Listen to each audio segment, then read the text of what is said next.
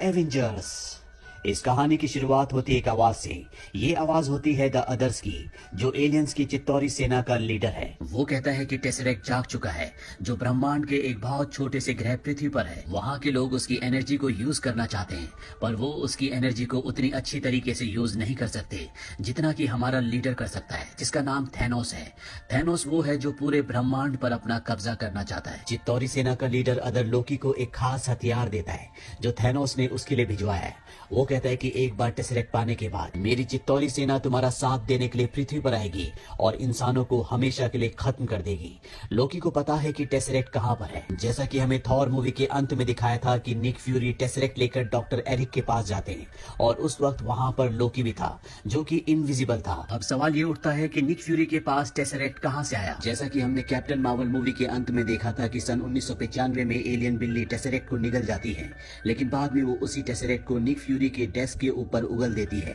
इसीलिए Tesseract Nick Fury के पास होता है। अब दिखाया जाता है कि निक फ्यूरी अपनी लैब में जाते हैं जहां पर टेसरेक्ट है। वहां पर डॉक्टर एरिक निक फ्यूरी को बताते हैं कि टेसरेक्ट अपने आप ही एक्टिव हो चुका है। हम कई बार उसे बंद भी कर चुके हैं, लेकिन वो अपने आप ही ऑन हो जाता है। हम उसे चाहकर भी कंट्रोल नहीं कर पा रहे हैं। और इसके बाद टेसरेक्ट एक बार फिर से एक्टिवेट हो जाता है, जिससे एक वर्म होल खुलता है और उस वर्म होल से लोकी हमारी दुनिया में आ जाता है। यहाँ पर आने के बाद वो हॉकाई को उस हथियार से जो थैनोस ने उसे दिया है अपने वश में कर लेता है। साथ ही डॉक्टर एरिक को भी। निक फ्यूरी यहाँ से टेसरेक्ट लेकर जाना चाहता है, लेकिन लोकी उसे ऐसा करने से मना करता है। वो कहता है कि इसकी मुझे जरूरत है, मैं बहुत जल्दी तुम सबको आजाद कर दूंगा, आजादी से। यानी कि वो पूरी दुनिया को तबाह करने की बात कर रहा है। इसके बाद वो टेसरेक्ट लेकर यहाँ से निकल जाता है और निक फ्यूरी समझ जाते हैं कि अब कोई बहुत बड़ी विपदा आने वाली है। इसीलिए वो स्टीव रॉजर्स यानी कि कैप्टन अमेरिका के पास जाता है। वो उसे कहता है कि तुम टेसरेक्ट के बारे में बहुत कुछ जानते हो, मैं चाहता हूँ कि तुम हमारा साथ दो। वही निक फ्यूरी ब्लैक विडो को हिंदुस्तान के कलकत्ता शहर में भेजते हैं, जहां पर हल्क पूरी दुनिया से छुप कर रह रहा होता है। यहाँ पर वो एक डॉक्टर का काम करता है और हल्क को भी इस मिशन के लिए बुलाया जाता है।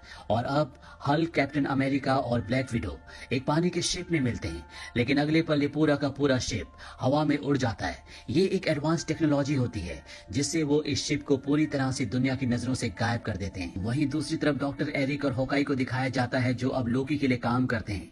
ये दोनों लोकी के वश में है। डॉक्टर एरिक होकाई को बताते हैं कि उन्हें इरिडियम की जरूरत है। ये एक ऐसा पदार्थ है जो उल्का पिंड से निकलता है और धरती पर बहुत कम पाया जाता है। अब यहाँ पर लोकी भी आ जाता है। डॉक्टर एरिक उसे बताते हैं कि उन्हें इरिडियम की जरूरत है। दरअसल ये लोकी के लिए एक ऐसी मशीन बना रहे हैं जो अंतरिक्ष में एक वर्म होल को खोलेगी। ये एक ऐसा दरवाजा होगा जहाँ से अदर की चित्तौरी सेना हमारी दुनिया में आकर इंसानों का हमेशा के लिए खात्मा कर देगी। होकाई लोकी को बताता है कि अगर तुम्हें इरिडियम चाहिए तो इसके लिए तुम्हें जर्मनी जाना पड़ेगा। इरिडियम तुम्हें वहीं पर मिलेगा। शील्ड को लोकी की लोकेशन मिल जाती है। उन्हें पता चल जाता है कि लोकी इस वक्त जर्मनी में है। निक फ्यूरी कैप्टन अमेरिका को जर्मनी भेजते हैं। वही जर्मनी में दिखाया जाता है जहां पर लोकी एक पार्टी में जाता है और उस आदमी को मार देता है जिस आदमी की आंख के रेटिना से वो सेफ खुलेगा जिसके अंदर इरिडियम है। लोकी उसकी आंख की कॉपी होकाई को भेजता है जिससे सेफ खुल जाता है और अब होकाई को इरिडियम मिल जाता है जिससे ये टेसरेक्ट की पावर को स्टेबलाइज कर सकते हैं। वही लोकी अब यहाँ पर इंसानों को डराना शुरू कर देता है। वो कहता है कि सब मेरे आगे घुटने टेक दो, लेकिन यहाँ पर एक बूढ़ा आदमी होता है जो लोकी के आगे घुटने टेकने से मना कर देता है। वो कहता है कि मैं तुमसे नहीं डरता। लोकी उस पर अपने हथियार से प्रहार करता है, लेकिन तभी वहां पर कैप्टन अमेरिका आकर उसे बचा लेता है। इसके बाद कैप्टन अमेरिका और लोकी के बीच में लड़ाई होती है, पर जब यहाँ पर आयरन मैन आ जाता है तो लोकी इन दोनों के सामने टिक नहीं पाता और उसे अपने घुटने टेकने पड़ते हैं। लोकी अब इनकी गिरफ्त में है। जब लोकी को ये दूसरी जगह प्लेन से ले जा रहे होते हैं तभी बिजलियां चमकना शुरू हो जाती है और जैसे ही अपने प्लेन का दरवाजा खोलते हैं तो वहां पर थॉर आ जाता है जो कि बिजलियों का देवता है। वो अपने भाई को वहां से लेकर निकल जाता है। थॉर लोकी से कहता है कि हमें लगा था कि आप मर चुके हैं, हमें वो टेसरेक्ट चाहिए जो तुम्हारे पास है। तुम्हें पता नहीं कि वो कितना खतरनाक है। वो टेसरेक्ट हमारे हवाले कर दो और हमारे साथ वापस एस्गार्ड यानी कि घर चलो। लोकी कहता है कि मेरे पास टेसरेक्ट नहीं है। थॉर गुस्से से अपना हथौड़ा उठा लेता है, पर इससे पहले कि वो लोकी पर वार करता आयरन मैन यहाँ पर उसे अपने साथ उड़ाकर दूर ले जाता है। अब ये दोनों एक दूसरे से लड़ी रहे होते हैं कि यहाँ पर कैप्टन अमेरिका आ जाता है और वो इन दोनों को लड़ने के लिए मना करता है। वो थॉर से कहता है कि अपना हथौड़ा नीचे रखो। इस बात से थॉर को गुस्सा आता है क्योंकि वो अपना हथौड़ा जमीन पर नहीं रख सकता और वो कैप्टन अमेरिका के ऊपर हमला करता है। कैप्टन अमेरिका अपनी शील्ड आगे कर देता है जो एक नायाब धातु से बनी हुई है। उससे एक ऐसी तरंग पैदा होती है कि थॉर खुद दूर जाकर गिर जाता है। इसके बाद दिखाया जाता है कि लोकी अब शील्ड की गिरफ्त में है। थॉर भी इनके साथ है। क्योंकि वो समझ चुका है कि इन सब का एक ही मकसद है और वो है टेसरेक्ट को वापस पाना। थॉर इन्हें चित्तौरी सेना के बारे में बताता है कि जल्द ही वो धरती पर आकर इंसानों से युद्ध करना चाहते हैं और उनकी अगुवाई लोकी करेगा। यहाँ पर अब आयरन मैन भी आ जाता है। वो बताता है कि लोकी ने इरिडियम चोरी इसलिए किया क्योंकि वो उससे टेसरेक्ट की पावर को कंट्रोल कर सकते हैं, पर टेसरेक्ट को चलाने के लिए उन्हें बहुत ज्यादा ऊर्जा की जरूरत पड़ेगी, जो उन्हें सिर्फ मेरी कंपनी स्टार्क टावर से मिलेगी, क्योंकि स्टार टावर को एनर्जी आर्क रिएक्टर से मिलती है। वो अपने आप 1 साल तक चल सकती है। अब कुछ देर बाद यहाँ पर निक फ्यूरी भी आ जाता है और इन सबको पता चल चुका है कि बहुत वक्त से शील्ड भी टेसरेक्ट से खतरनाक हथियार बनाने की कोशिश कर रही है। निक फ्यूरी कहते हैं कि सब थॉर की वजह से हुआ। 1 साल पहले जब वो हमारी दुनिया में आया तब हमें पता चला कि हमारी दुनिया से भी बाहर लोग रहते हैं और वो कभी भी हमारी दुनिया में आ सकते हैं, और एक यही कारण था कि हम खतरनाक हथियार बना रहे थे।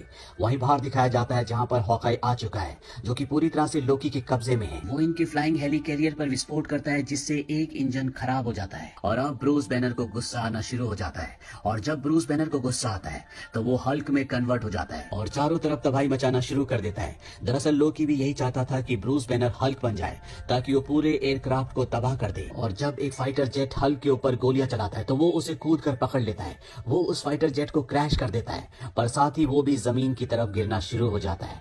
वहीं दूसरी तरफ दिखाया जाता है कि लोकी अब कैद से आजाद हो चुका है, पर उसके सामने थॉर होता है। थॉर उसे वापस सेल के अंदर डालने की कोशिश करता है, पर लोकी अपनी मायावी शक्ति से गायब हो जाता है, जिस वजह से गलती से थॉर सेल के अंदर चला जाता है। लोकी सेल का दरवाजा बंद कर देता है और उसे एयरक्राफ्ट से नीचे गिरा देता है। वो सेल तेजी से जमीन की तरफ गिरना शुरू हो जाता है, पर इससे पहले कि वो जमीन से टकराता थॉर उससे बाहर निकल जाता है। वहीं एयरक्राफ्ट में दिखाया जाता है कि हॉकाई अपने तीर से इस एयरक्राफ्ट के दूसरे इंजन को भी बंद कर देता है। इसके बाद वहां पर ब्लैक विडो आ जाती है और वो हॉकाई से लड़ती है। लड़ाई के दौरान हॉकाई के सिर पर बहुत तेज चोट लगती है, जिससे वो वापस अपनी सेंसेस में आ जाता है, यानी कि लोकी के वश से अब वो आजाद हो चुका है। वहीं कैप्टन अमेरिका और आयरन मैन को दिखाया जाता है, जो एयरक्राफ्ट के इंजन को ठीक करने की कोशिश कर रहे होते हैं, लेकिन अब दोनों इंजन बंद हो चुके हैं, इसीलिए बहुत तेजी से जमीन की तरफ गिर रहा होता है। पर आयरन मैन खुद इंजन के पैनल को घुमाना शुरू कर देता है, जिससे इंजन एक बार फिर से स्टार्ट हो जाता है। वही लोकी को दिखाया जाता है जिसके सामने फिल कॉल्सन है, जो कि शील्ड का एक बहुत ही इंपॉर्टेंट एजेंट है। वो फिल कॉल्सन को मारकर और उस हथियार को लेकर जो उसके लिए थैनोस ने भिजवाया था, इस जगह से निकल जाता है। फिल कॉल्सन की मौत से सब बहुत दुखी होते हैं और उसकी मौत से सभी सुपर हीरोज इकट्ठा हो जाते हैं। निक फ्यूरी का यही प्लान था। वो सुपर हीरोज की एक टीम बनाना चाहता था जिसका नाम उसने रखा था द एवेंजर्स। टोनी स्टार्क को पता चल जाता है कि लोकी अब स्टार्क कंपनी जाएगा, क्योंकि जो ऊर्जा की जरूरत उसे है वो सिर्फ उसे वहीं पर मिल सकती है। और जब टोनी स्टार्क यानी कि आयरन मैन उस जगह जाता है तो वो देखता है कि वहां पर डॉक्टर एरिक है और वो उस मशीन को स्टार्ट कर चुके हैं जिसके अंदर टेसरेक्ट है। टोनी स्टार्क इसे ब्लास्ट करने की कोशिश करता है, पर उसका कंप्यूटर बताता है कि इसे अब बंद नहीं किया जा सकता। इसके चारों तरफ एक बहुत मजबूत सुरक्षा दीवार है और कुछ ही पलों के बाद उससे एक बहुत तेज रोशनी निकलती है जो आसमान में एक ब्लैक होल को खोल देती है, और वहां से चित्तौरी सेना अब हमारी दुनिया में आना शुरू हो जाती है। सारे एवेंजर्स चित्तौरी सेना से लड़ना शुरू कर देते हैं। वहीं थॉर को दिखाया जाता है जो अपने भाई लोकी से लड़ रहा होता है। वो उसे समझाने की कोशिश करता है कि तुम्हें इस पोर्टल को बंद करना होगा जिससे चित्तौरी सेना हमारी दुनिया में आ रही होती है। लोकी कहता है कि इसे बंद नहीं किया जा सकता, और इन दोनों के बीच में घमासान युद्ध के बाद लोकी अपनी जान बचाकर वहां से भाग जाता है, पर उसकी छड़ी वहीं पर छूट जाती है। और अब ब्रूस बैनर को दिखाया जाता है जो सबसे देर से आता है। ठीक उसी वक्त आयरन मैन अपने पीछे यहाँ पर चित्तौरी सेना के एक बहुत बड़े स्पेसशिप को ले आता है जिसके कवच को भेदना लगभग पूरी तरह से नामुमकिन है। कैप्टन अमेरिका ब्रूस बैनर से कहता है कि अब तुम्हारी बारी है, ये सही वक्त है गुस्से में आने का। ब्रूस बैनर कहता है कि यही मेरा राज है, मैं हमेशा गुस्से में रहता हूँ। और इसके बाद वो हल्क में बदल जाता है और एक ही पंच में चित्तौरी सेना के उस विशाल स्पेसशिप को धराशायी कर देता है। लेकिन एक स्पेसशिप गिरने से उनके पोर्टल से 2 और वैसे स्पेसशिप बाहर आ जाते हैं। दरअसल पोर्टल से लगातार चित्तौरी सेना हमारी दुनिया में आ रही होती है और ये सब एवेंजर्स उसका मुकाबला कर रहे होते हैं। वहीं अब हल्क लोकी तक पहुंच जाता है। लोकी उसे कहता है कि तुम्हें अपने घुटने मेरे सामने टेकने होंगे, क्योंकि हम देवता हैं और तुम आम इंसान हो। हल्क को इस बात से गुस्सा आता है और वो लोकी को बहुत बुरी तरह से पटकता है जिससे वो बेहोश हो जाता है।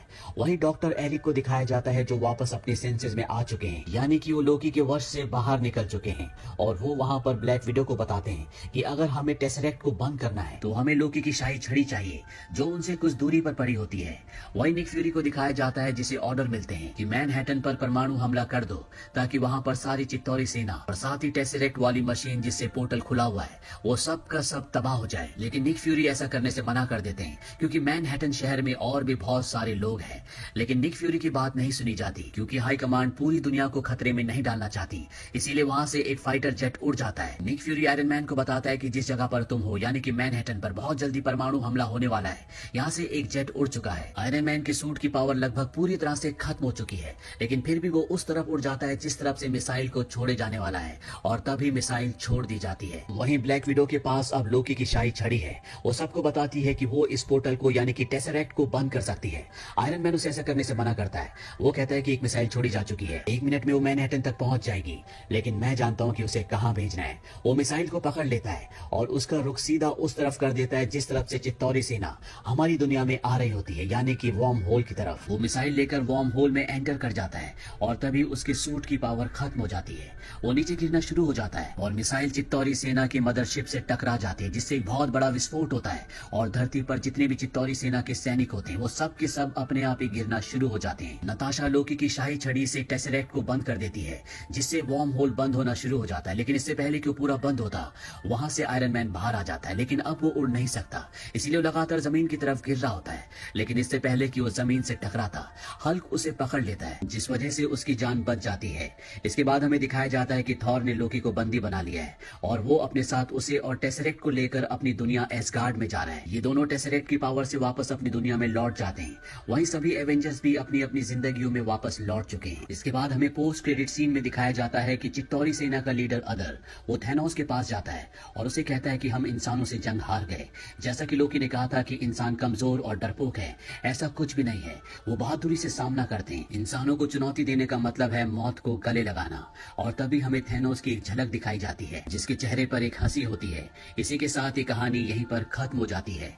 ये फिल्म ईयर 2012 में रिलीज हुई थी।